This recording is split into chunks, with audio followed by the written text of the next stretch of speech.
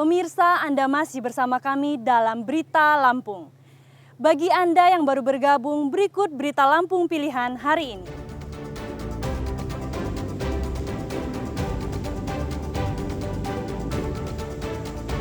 Manajer Bank Rakyat Indonesia cabang Pringsewu ditangkap karena mencuri tabungan nasabah sebesar belasan miliar rupiah.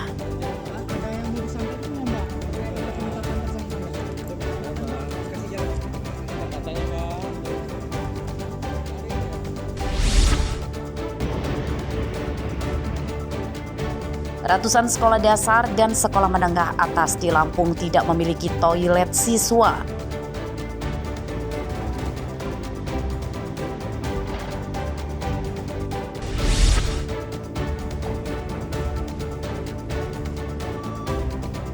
Petugas kereta api Lampung memborong puluhan lokomotif kereta barang dari Amerika Serikat.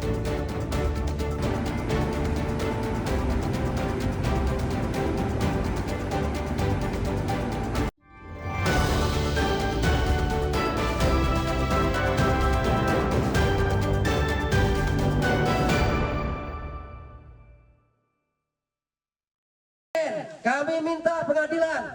Kami kembalikan hak kami.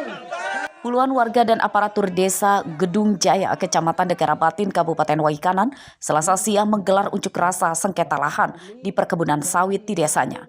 Perkebunan sawit seluas 60 hektar yang dikelola oleh seorang pengusaha tersebut diklaim milik warga Transwakarsa sejak tahun 1985. Sengketa telah terjadi lebih dari 20 tahun. Menurut masa, lahan ini sebelumnya ditinggali warga, namun mereka diusir oleh seseorang yang mengklaim sebagai pemilik lahan atas dasar sertifikat. Namun pada sertifikat tersebut, alamat lahan bukan di desa ini, melainkan di kecamatan lain. Pemerintahan Kampung Gedung Jaya mendukung penuh apa yang dimaukan masyarakat kami untuk mengambil alih tanah ini, karena sesuai peta kita, tanah ini atau lahan ini masuk di dalam Gedung Jaya. Ya, luasnya sendiri, Pak? Sekitaran 60 hektar. Ya, sebelumnya memang sudah ada warganya, Pak, ya? Sudah. Sudah berapa lama, Pak, sampai dengan sekarang? Sekitaran 25 konfliknya dikuasai sekitar 25 tahun. Pihak Desa Gedung Jaya akan membantu warganya melakukan gugatan kepemilikan lahan yang disengketakan tersebut hingga ke pengadilan. Mustaki melaporkan dari Waikanan.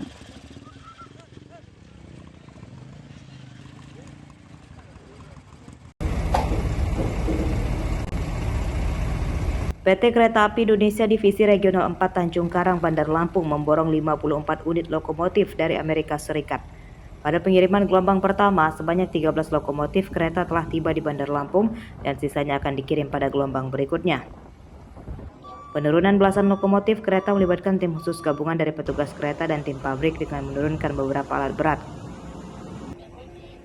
Menurut petugas, seluruh lokomotif yang baru akan dipakai untuk kereta barang dan terbanyak dipakai untuk mengangkut batu bara dari Sumatera Selatan ke Lampung. Keunggulan lokomotif yang baru lebih ramah lingkungan dan mampu menarik lebih dari 60 gerbong atau bisa mengangkut lebih dari 3.000 ton barang dalam sekali perjalanan. Seperti diketahui, pengangkutan barang menggunakan truk tronton yang menggunakan jalan raya kini dilarang oleh pemerintah Lampung. Pengangkutan batu bara menggunakan tronton menyebabkan jalan cepat rusak sebab muatan tronton umumnya melebihi kapasitas hingga 50 ton dalam sekali perjalanan.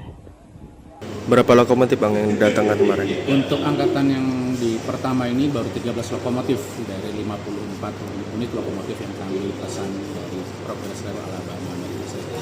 Oke. Itu kan CC 205 dari Amerika. Apa unggulannya, Bang?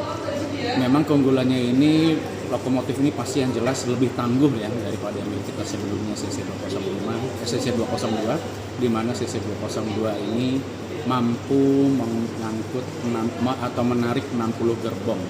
Itu pun menggunakan 3 lokomotif. Sedangkan CC 205 ini dengan menggunakan 2 lokomotif mampu menarik gerbong sebanyak 61 gerbong atau rangkaian batu bara ini dengan total berat 3.050 ton. Pengangkutan batu bara dari Sumatera Selatan ke Lampung kini disarankan menggunakan kereta api dan kapal laut. Jeffrey Arifin melaporkan dari Bandar Lampung.